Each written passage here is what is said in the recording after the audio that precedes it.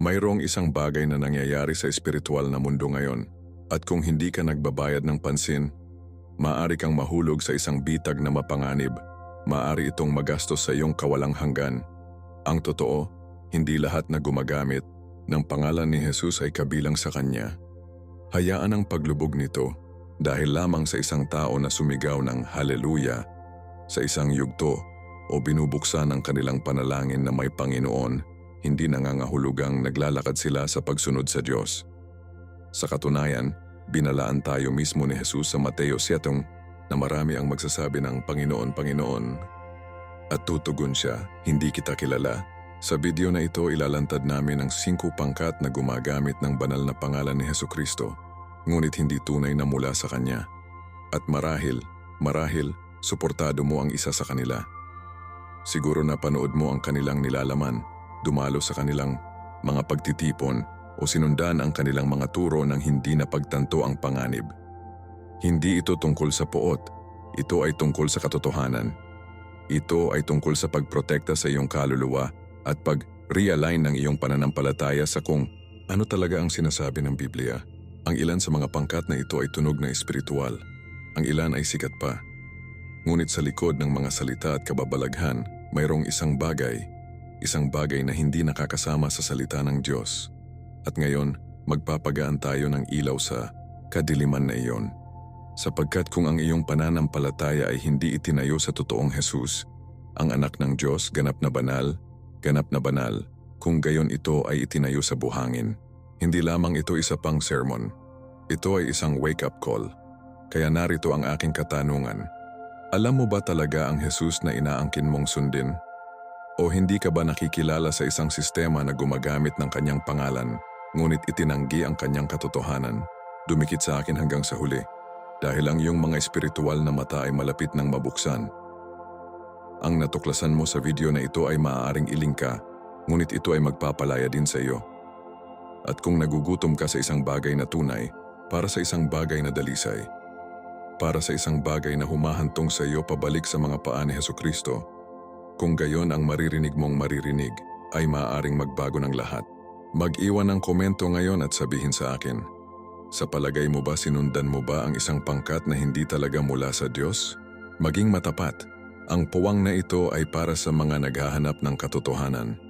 At kung naniniwala ka sa kapangyarihan ng pananampalataya, ang autoridad ng Biblia, at ang kaligtasan na dumarating lamang sa pamamagitan ni Jesus, pagkatapos ay pindutin ang pindutan ng subscribe at on ang mga abiso dahil ang video na ito ay simula pa lamang.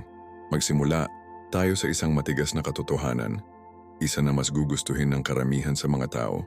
Sa Mateo 7:21-23, sinabi mismo ni Jesus, hindi lahat ng nagsasabi sa akin, Panginoon, Panginoon, ay papasok sa kaharian ng langit. Iyon ay hindi lamang isang babala, iyon ay isang banal na alarma ng alarma na nag-ring para sa bawat kaluluwa na nagsasabing sumunod sa Kanya. Ngayon ang pangalan ni Jesus ay plastered sa lahat ng dako, sa mga billboard, sa mga viral na TikToks, kahit na sa makintab na yugto ng simbahan na may magarbong ilaw. Ngunit dahil lamang sa isang tao na nagsasabing, Jesus ay hindi nangangahulugang kabilang sila sa Kanya. Madaling sabihin ang mga tamang salita, kantahin ang mga tamang kanta at kahit na umiyak sa tamang sandali, ngunit sa likod ng kurtina, ang puso ay maaring malayo sa Diyos. Ang pananampalataya na walang katotohanan ay isang mapanganib na imitasyon at ang Biblia ay malinaw na kristal. Marami ang mag-aangkin na makilala siya, ngunit sasabihin niya, hindi kita kilala. Iyon ay dapat na iling tayo, hindi sa takot ngunit may kagyat. Ito ay hindi lamang tungkol sa mga maling propeta na may suot na malagkit na demanda o pangangaral para sa palakpakan. Hindi, mas malalim, ito. Tungkol ito sa espiritu sa likod ng mensahe. Ang ilang mga grupo ay tila madamdamin, charismatic at nakakumbinsi. Ngunit sa sandaling ihambing mo ang sinasabi nila sa Biblia, ang mga bitak ay nagsisimulang ipakita. Ang kanilang doktrina ay hindi sumasalamin sa puso ni Hesukristo. Ang kanilang mga aksyon ay sumasalungat sa kabanalan ng Diyos at ang kanilang mga motibo, madalas na nakaugat sa pagmamataas, kapangyarihan o kita. Ito ay isang bagay na magsalita tungkol kay Jesus, Ngunit isa pa upang mabuhay para sa Kanya. Kahit sino ay maaaring humawak ng isang mikropono, ngunit hindi lahat ay nagdadala ng krus. Ang totoong tanong ay, sinasalamin ba nila ang salita ng Diyos o ang kanilang sariling agenda? At hey, hindi ito tungkol sa pagturo ng mga daliri sa mga tao dahil lamang sa iba ang ginagawa nila. Tungkol ito sa pag-unawa. Sinasabi ng Biblia sa 1 Juan 1, huwag maniwala sa bawat espiritu, ngunit subukan ang mga espiritu upang makita kung sila ay mula sa Diyos. Nangangahulugan ito kahit ikaw, oo, nanonood ka ngayon, tinawag upang suriin ang mga turo, ang pamumuhay, bunga ng bawat pangkat o tao na nagsasabing kumilos sa pangalan ni Jesus. Huwag mabulag sa pamamagitan ng emosyonal na musika o katanyagan ng biral. Isang tao lamang ang ginamit ng pangalan ni Jesus. Tiyon mapanganib dahil nagsusuot ito ng isang disguise. Ang mensaheng ito ay maaaring mahirap marinig, lalo na kung hinangaan mo ang isa sa mga pangkat o pinuno na ito. Ngunit ang katotohanan ay hindi kailaman sinadya upang aliwin ang ating mga ilusyon. Ito ay nangangahulugang upang palayain kami, at si Jesus sa kanyang pag-ibig ay hindi itinago ang mga babalang ito mula sa amin. Malinaw na sinabi niya sa amin upang makalakad kami sa pananampalataya, nakabase sa Biblia at nakakonekta sa Diyos para sa tunay, hindi lamang sa pamamagitan ng mga pagpapakita. Kung ang anumang bahagi ng mensaheng ito ay hindi ka komportable, sumandal sa kakulangan sa ginawa. Maaari itong maging Diyos na tumatawag sa iyo ng mas malalim. Ngayon, sumulong tayo at tingnan kung anong uri ng pangkat ang tumatawid muna sa linya at kung bakit ang pagtanggi kung sino si Jesus ay maaaring ang pinakamalaking pulang bandila ng lahat. Narito kung saan ang linya ay nakakakuha ng kristal at hindi mapag-aalinlangan. Ang unang pangkat na gumagamit ng pangalan ni Jesus, ngunit hindi ba siya ang mga tumanggi na si Jesus ay Diyos? Hayaan na lumubog iyon. Hindi lamang pagtanggi sa kanyang mensahe o ang kanyang mga himala, ngunit tinanggihan ang kanyang banal na kalikasan ng buo. Maaari nilang pag-usapan si Jesus ng may paggalang, kahit na paghanga, ngunit sa kanilang mga turo. Guro lang, siya, isang propeta lang, isang tao lang. Ngunit ang isang tao lamang ay hindi lumakad sa tubig. Isang tao lang ay hindi bumangon mula sa libingan. Isang tao lang ay hindi nagpatawad sa mga kasalanan at nagpapahayag.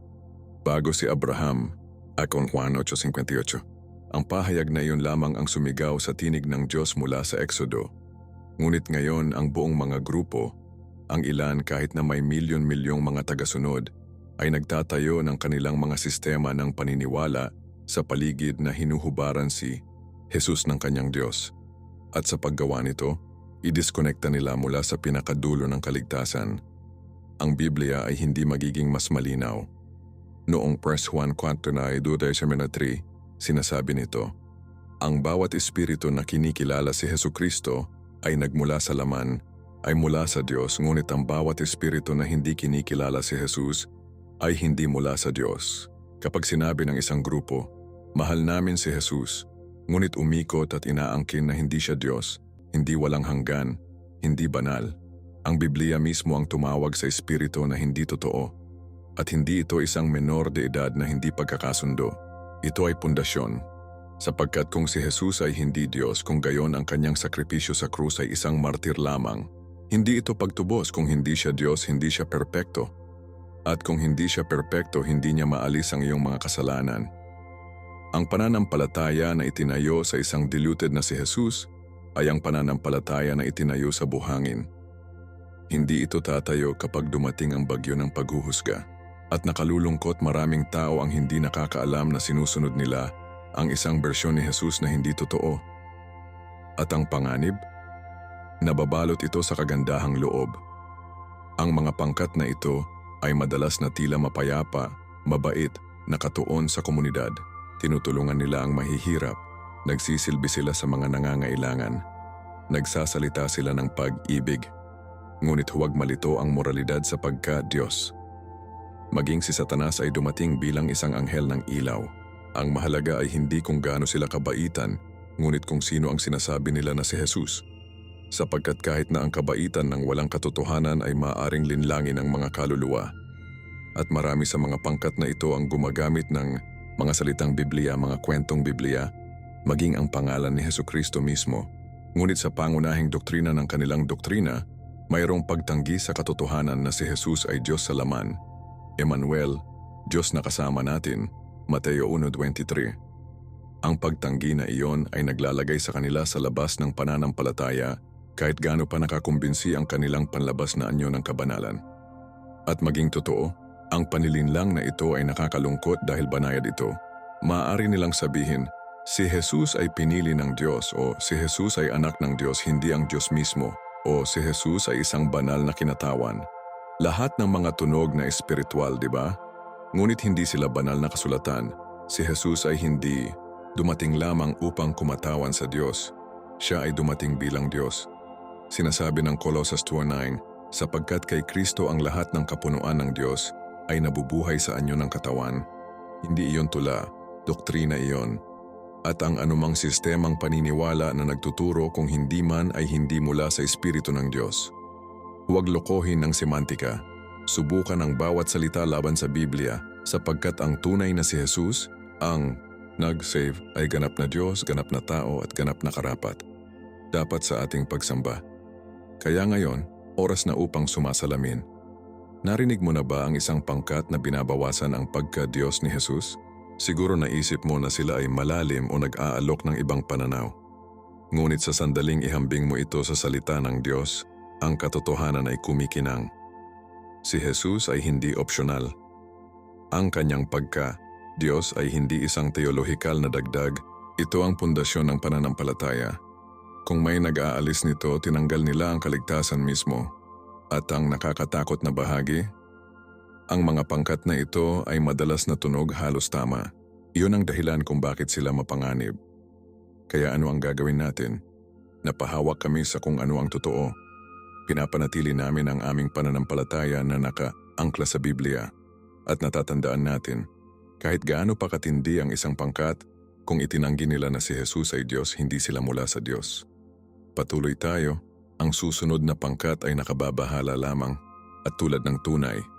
Ngayon ay lumakad kami sa isang teritoryo na nakakagambala na pangkaraniwan at walang kabuluhan na hindi napapansin. Ang pangalawang pangkat na gumagamit ng pangalan ni Jesus, ngunit hindi talaga siya ang nagbebenta ng ebanghelyo para kumita. Nakakagulat ito, hindi ba? Na ang isang bagay na sagrado kaya banal na nababad sa dugo ni Hesukristo ay maaaring maging isang produkto sa isang istante. Ngunit sigang Pedro 2:3 binalaan kami. Sa kanilang kasakiman, sinasamantala kanila ng mga maling salita. Ang mga ito ay hindi lamang kaswal na mga pagkakamali. Ang mga ito ay kinakalkula na mga galaw, balabal sa pananampalataya, ngunit na fueled ng kasakiman.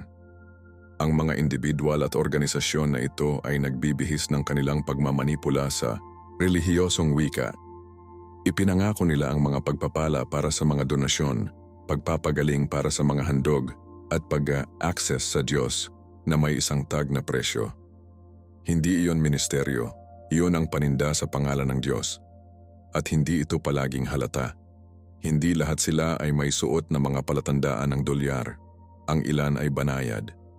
Sinabi nila ang mga bagay tulad ng maghasik ng isang binhi para sa iyong himala o kasosyo sa amin sa pananalapi para sa banal na pabor.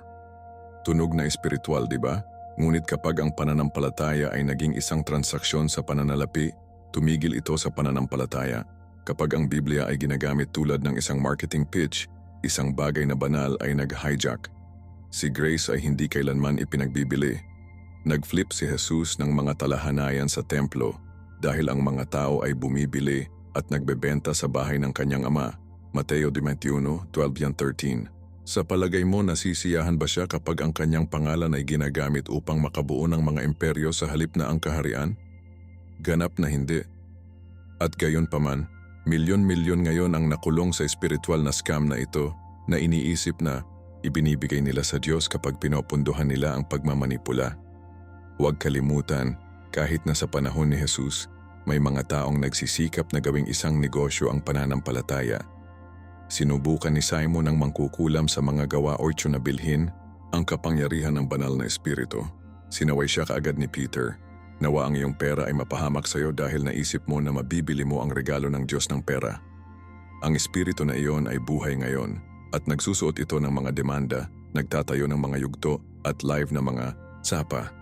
Ang nakalulungkot na bahagi ay ang mga tao ay labis na desperado para sa pag-asa, pagpapagaling o pambihirang tagumpay na nahuhulog sila para sa mga espiritual na pamamaraan na ito.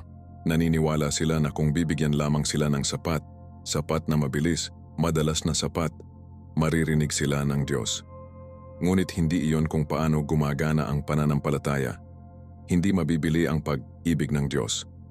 Ang kaligtasan ay binabayaran ng buo, hindi sa pera ngunit may dugo. Kaibigan, kung naramdaman mong pinipilit na magbigay ng higit pa upang mapalad, ang pressure na iyon ay hindi nagmula sa Diyos. Ito ay nagmula sa mga kalalakihan na umiikot sa katotohanan. Ang kabutihang loob ay isang magandang gawa ng pananampalataya, oo. Ngunit ang pagmamanipula sa pangalan ni Jesus, espiritual na pang-aabuso. Hinihikayat tayo ng Biblia na bigyan ng malayang masayang mula sa puso, hindi sa ilalim ng pagpilit o takot. Dos mga taga-Korinto 9:7.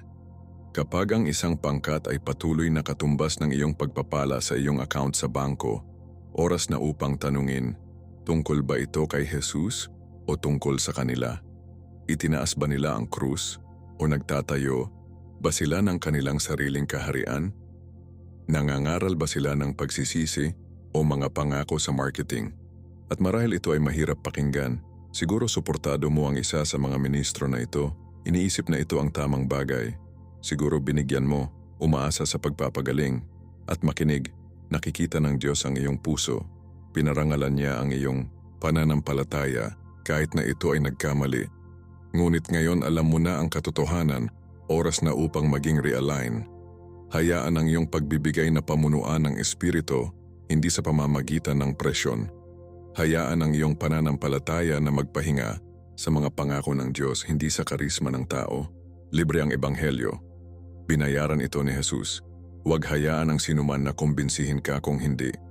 Patuloy tayo, ang susunod na pangkat ay tumatagal pa sa pamamagitan ng pag-twist sa mismong mga salita ng Biblia upang bigyang katwiran ang kasalanan. Ang susunod na pangkat na ito ay marahil ang pinaka-mapanganib sa lahat. Hindi dahil sila ay malakas o halata, ngunit dahil alam nila kung paano i-twist ang katotohanan na sapat lamang upang gawin itong tama. Ang pangkat number 3 ay ang mga nag-alsa sa Biblia upang bigyang katwiran ang kasalanan. Ito ang mga tao at mga organisasyon na nag-alo ng banner ni Jesus na quote ng banal na kasulatan ng may kumpiyansa at gagamitin pa ang salita ng Diyos upang ipagtanggol ang mga pamumuhay at pag-uugali na malinaw na tinawag ng Biblia ang kasalanan. At ang pinakapangit na bahagi? Ginagawa nila ito sa ilalim ng pangalan ng pag-ibig. Sinabi nila ang mga bagay tulad ng naiintindihan ni Jesus o nais ng Diyos na maging masaya ka o kahit na wag hatulan, tinatanggap ni Jesus ang lahat. At habang ang mga pariralang iyon ay tunog na mahabagin, madalas silang ginagamit upang patahimikin ang pananalig at itaguyod ang kompromiso. Hindi iyon si Jesus ng Biblia, iyon ay ginawa ni Jesus sa kanilang sariling imahe. Binalaan tayo ng Jude 1 farce tungkol sa mismong bagay na ito. Sila ay mga makadiyos na mga tao na nagbabawas sa biyaya ng ating Diyos sa isang lisensya para sa imoralidad at tanggihan si Hesukristo ang iisang soberanya at Panginoon. Ang talatang iyon ay hindi banayad. Ito ay isang makahulang babala. Ang mga pangkat na ito ay kumukuha ng biyaya na kung saan ay inilaan upang palayain tayo mula sa kasalanan at gawing pahintulot na patuloy na mabuhay dito. Sinabi nila, ang biyaya ng Diyos ay sumasakop sa lahat at oo, ginagawa nito. Ngunit si Grace ay hindi kailanman isang dahilan upang manatili sa pagkaalipin. Ito ang kapangyarihang maglakad sa kalayaan. Ang Biblia ay hindi ipinagdiriwang ang kasalanan. Tinatawag tayo nito. At gayon paman ang mga baluktot na turo na ito ay nag-flip sa salaysay na iyon. Normalize nila kung ano ang hinatulan ng Diyos. Nagpinta sila ng paghihimagsik bilang pagiging tunay. At kumbinsihin nila ang marami na ang pananampalataya ay walang gastos. Walang sakripisyo, walang pagsisisi, walang pagbabagong anyo. Ang panlilinlang na ito ay nakakaakit, lalo na sa isang mundo kung saan ang katotohanan ay ginagamot tulad ng opinyon. Ang mga tao ay nais ng isang Diyos na umaangkop sa kanilang pamumuhay, hindi isa na nagbabago nito. Kaya ang mga pangkat na ito ay nagtatayo ng buong mga ministro sa paligid ng pagpapatunay ng kasalanan sa halip na harapin ito. Naakit nila ang malaking pulutong sa pamamagitan ng pangangaral ng ginhawa ng walang pagwawasto. Ngunit narito ang bagay. Hindi namatay si Jesus upang maaari tayong manatiling pareho. Namatay siya upang maging bago tayo. Ang ebanghelyo ay hindi lamang tungkol sa pakiramdam ng mas mahusay, ito ay tungkol sa pagiging banal. At kung ang isang simbahan o ministeryo ay hindi kailanman nag-uusap tungkol sa kasalanan, hindi kailanman tinawag ang mga tao na magsisi, at hindi kailanman itinuturo ang mga ito patungo sa katuwiran, hindi ito itinuturo sa kanila kay Jesus. Itinuturo ang mga ito sa pagkawasak, nagbihis sa wikang Kristiyano. Ngayon, pakinggan ito ng may pag-ibig, hindi ito tungkol sa pagiging mapanghusga. Ito ay tungkol sa pagiging matapat. Bilang mga tagasunod ni Hesukristo, tinawag tayong maglakad sa katotohanan. Nangangahulugan ito na dapat nating ihambing ang bawat pagtuturo, bawat sermon, bawat mangangaral ng TikTok, bawat Instagram na pastor sa Biblia. Hindi sa kultura, hindi sa ating damdamin. Ang sinasabi ba nila ay may linya sa banal na kasulatan? Tinatawagan ka ba nila sa Diyos o patungo sa iyong sariling mga hangarin? Si Jesus mismo ang nagsabi sa Juan 14:15, "Kung mahal mo ako, susundin mo ang aking mga utos." Hindi iyon kontrolado, ang tipan na iyon. Ang totoong pag-ibig ay humahantong sa pagsunod. At ang tunay na pananampalataya ay hindi humihingi ng kasalanan. Nakatakas ito sa pamamagitan ng kapangyarihan ng Diyos. Kung napunta ka sa isang puwang kung saan ginamit ang Biblia upang aliwin ka sa iyong kasalanan sa halip na tawagan ka, nito hindi ka nag-iisa. Marami ang naakit sa pamamagitan ng maling ebanghelyo ng pagpaparaya. Iniisip na ito ay pag-ibig. Ngunit ang pag-ibig ay hindi nagsisinungaling. Ang pag-ibig ay nagsasabi ng katotohanan, kahit na mahirap. At kung tayo ay tunay na naglalakad kasama si Jesus, hindi natin nais ang kanyang kaginhawaan, nais natin ang kanyang pagwawasto. Dahil ang pagwawasto ay isang tanda ng anak. Kaya hayaan itong maging iyong paalala. Ang anumang pangkat na pumihit ng salita upang mapatunayan kung ano ang malinaw na ipinagbabawal ng Diyos ay hindi mula sa Diyos. Patuloy tayo dahil ang susunod na pangkat ay dadalhin ito sa isang mas nakakatakot na antas. Inilalagay nila ang isang tao kung saan si Jesus lamang ang dapat.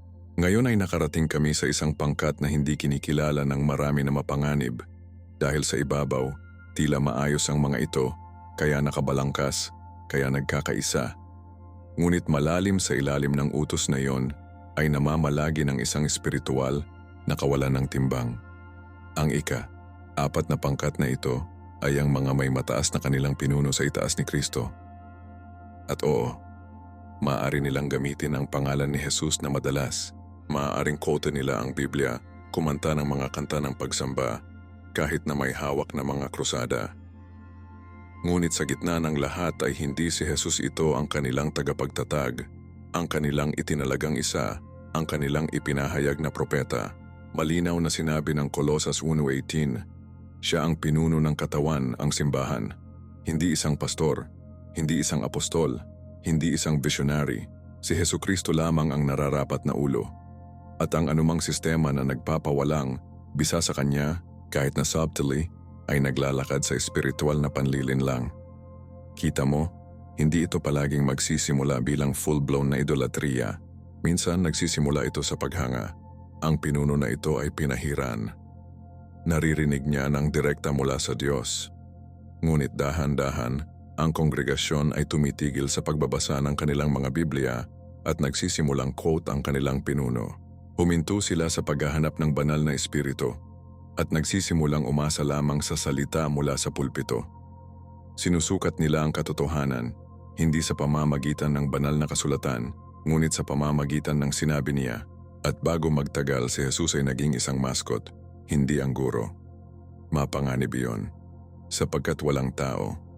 Kahit gaano kalikas na matalino, maaaring palitan ang papel ni Kristo. Kapag sinimulan ng mga tao ang pagsunod sa tao kaysa sa Diyos, hindi iyon pananampalataya. Iyon ang pang-aalipin sa relihiyon. At sa kasama ang palad, nangyayari ito ng higit pa sa napagtanto natin. At huwag nating sugarcoat. Ang ilan sa mga pinuno na ito ay bukas na nag-aangkin ng mga banal na pamagat. Sasabihin nila, "Ako ang itinalagang anak ng Diyos" o "Ako ang tanging paraan upang maabot si Kristo." Hindi ito katapangan, ang kalapastangan iyon. Sinabi ni Jesus sa Juan 14:6, "Ako ang daan, ang katotohanan at ang buhay. Walang lumapit sa Ama maliban sa pamamagitan ko." Hindi sa pamamagitan ng isang obispo, hindi sa pamamagitan ng isang espiritual na guro, hindi sa pamamagitan ng isang denominasyon, sa pamamagitan niya at siya lamang. Naunawaan ito ng unang simbahan. Sinundan nila ang mga turo ni Jesus, hindi ang pagkatao ni Peter o Paul. At kung ang sino man ngayon ay nagtatayo ng isang ministeryo sa kanilang sarili kaysa kay Kristo, kung gaano man kalaki ang kanilang yugto, nakatayo sila sa maling pansin. Ngayon, huwag itong baluktot. Gumagamit ang Diyos ng mga pinuno, ganap na. Mga pastor, guro, ebanghelista, ang mga ito ay mga tungkulin sa Biblia. Ngunit ang mga tungkulin na iyon ay dapat na ituro ang mga tao sa Diyos, hindi sa kanilang sarili. Sinabi ni Apostol Pablo sa mga taga-Korinto 11:1, "Sundin ang aking halimbawa habang sinusunod ko ang halimbawa ni Kristo." Timana. Yakilandi. Iyon ang balanse. Ang isang tunay na pinuno ay hindi humihiling ng katapatan. Pinukaw nila ito sa pamamagitan ng pagpapakumbaba. Ang isang tunay na lingkod ng Diyos ay hindi nakataas ang kanilang sarili. Nawawala sila sa likuran ng krus. Kaya, kung ang pagkakakilanlan ng isang grupo, doktrina at mga pagpapasya ay higit na umiikot sa isang tao kaysa kay Hesukristo, pagkatapos ay oras na magtanong, ito ba ay isang simbahan o ito ba ay isang kulto na may dekorasyong Kristiyano? At kung ito ay malapit sa bahay, kung nakasama ka sa isang simbahan kung saan ang pagtatanong sa pinuno ay ginagamot tulad ng erehes, hindi ka nag-iisa. Maraming mga naniniwala ang na-trap sa pagkontrol ng mga sistem na gumagamit ng takot at pag-ulam upang mapanatili ang mga tao. Ngunit ang kalayaan ay matatagpuan kay Jesus, hindi sa pag-apruba ng tao. Ang iyong katapatan ay kabilang sa Diyos, hindi sa tao. Kaya hayaang mag-ugat ang iyong pananampalataya sa Biblia, hindi sa isang pagkatao, dahil isang araw ang bawat pamagat ay mawawala. Ang bawat pulpito ay mahuhulog at isang pangalan lamang ang mananatiling itataas, si Hesukristo. Magpatuloy tayo dahil ang susunod na pangkat na titingnan natin ay maaaring lumitaw sa labas. Ngunit may isang bagay na mahalaga sa loob. Ang pangwakas na pangkat na ito ay maaaring mabigla sa iyo dahil sa ibabaw, tinitingnan nila ang pinaka-espiritual. Nagsasalita sila ng mga wika. Nagsasagawa sila ng mga pagpapagaling. Mayroon silang malakas na pagpapakita sa kanilang mga pagtitipon. Ngunit may nawawala, pagsunod. Ang pangkat manibay-fimbo ay ang mga nagpapatakbo sa mga palatandaan at kababalaghan, ngunit sumuway sa salita ng Diyos. At si Jesus mismo ay direktang tinalakay sila sa Mateo 7:22-23. Marami ang sasabihin sa akin sa araw na iyon na, "Panginoon, Panginoon, hindi ba namin hula sa iyong pangalan?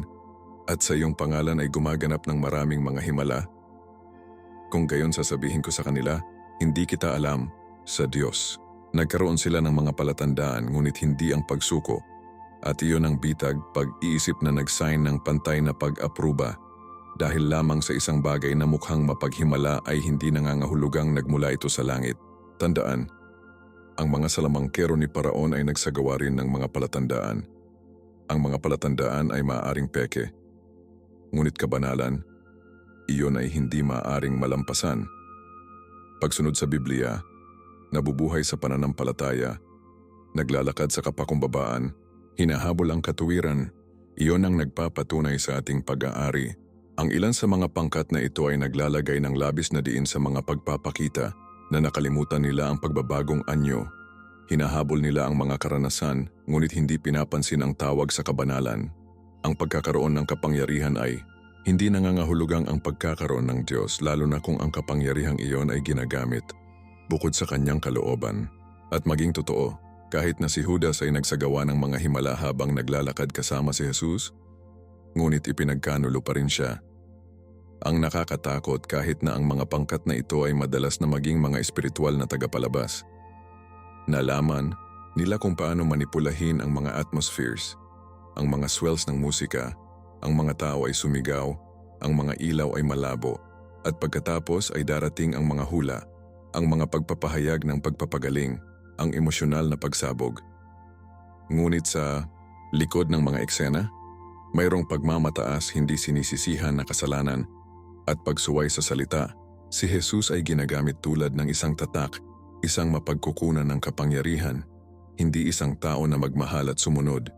Hindi iyon pananampalataya, espiritual na pagsasamantala.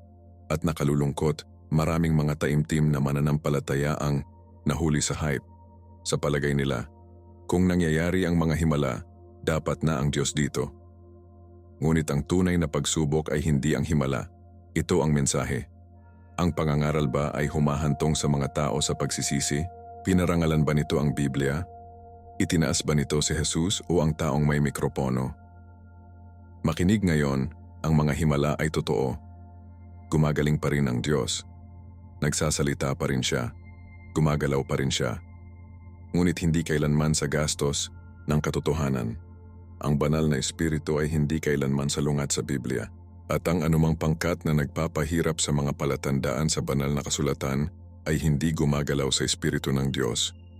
Sa Juan 23, sinabi ni Jesus, "Ang sino mang nagmamahal sa akin ay susundin ang aking pagtuturo." Iyon ang katibayan ng totoong pananampalataya. Hindi lamang sumisigaw ng haleluya, ngunit nabubuhay sa pang-araw-araw na pagsuko. Kaya mag-ingat ka. Huwag humanga sa emosyonal. Maging nakaangkla sa salita. Hayaan ang iyong pag-unawa na maging mas matalim kaysa sa iyong kaguluhan at palaging magtanong, itinuturo ba ito sa akin sa kabanalan o para lamang sa hype? Kung nahanap mo na ang iyong sarili na iginuhit sa mga lugar kung saan makapal ang kapangyarihan, ngunit ang salita ay payat, ito ang iyong paggising. Ayaw ng Diyos na manirahan ka para sa isang pekeng. Nais niyang maglakad ka sa parehong katotohanan at kapangyarihan. Ang mga palatandaan ay kahanga-hanga, ngunit dapat nilang sundin ang mananampalataya, hindi tukuyin ang mananampalataya. Marcos 16:17. Kaya huwag habulin ang mga palatandaan, habulin si Jesus. At kapag ginawa mo, susundin ang mga palatandaan, ngunit mas mahalaga, gayon din ang pagsunod, kabanalan, at isang tunay, malalim na relasyon sa Diyos. Ngayon na natuklasan namin ang lahat ng 5 pangkat, pag-usapan natin kung ano ang ibig sabihin ng lahat para sa iyong personal na pananampalataya at kung bakit kailangan mong maging mas maingat kaysa dati sa iyong sinusunod sa pangalan ni Jesus. Ngayon na nabuksan ang iyong mga mata, nais kong tanungin ka ng isang bagay na simple, ngunit malakas. Sinundan mo na ba ang isang pangkat na nagsasabing kumakatawan kay Jesus, ngunit malalim may isang bagay na hindi naramdaman? Marahil ay ginamit nila ang kanyang pangalan, marahil ay sinipi nila ang Biblia, ngunit ang kanilang mga aksyon, ang kanilang mga turo, ang kanilang espiritu, hindi lamang sila nakahanay sa salita ng Diyos. Kung iyon ay sumasalamin sa iyo, ihulog ito sa mga komento. Ang iyong kwento ay maaaring makatulong sa ibang tao na magising din. Huwag manahimik. Ito ay isang puwang para sa katotohanan, para sa totoong pananampalataya, para sa mga naniniwala na seryoso tungkol sa paglalakad kasama si Jesucristo ayon sa katotohanan ng Biblia at sa pamamagitan ng kalooban ng Diyos, hindi ang mga sistema ng mga tao. Kaya sige at mag-subscribe ngayon, pindutin ang notification bell at tiyaking hindi mo makaligtaan kung ano ang susunod. Dahil ang susunod na video na malapit nang mag-pop up sa iyong screen, inihayag nito kahit na mas malalim na katotohanan tungkol sa espiritual na panlilinlang at kung paano maglakad ng matapang sa tunay, hindi matitinag na pananampalataya. I-click ito. Panoorin ito. At patuloy na lumalaki. Ako si Marco. At makikita kita doon kung saan nakatira ang katotohanan at ang pananampalataya ay magiging totoo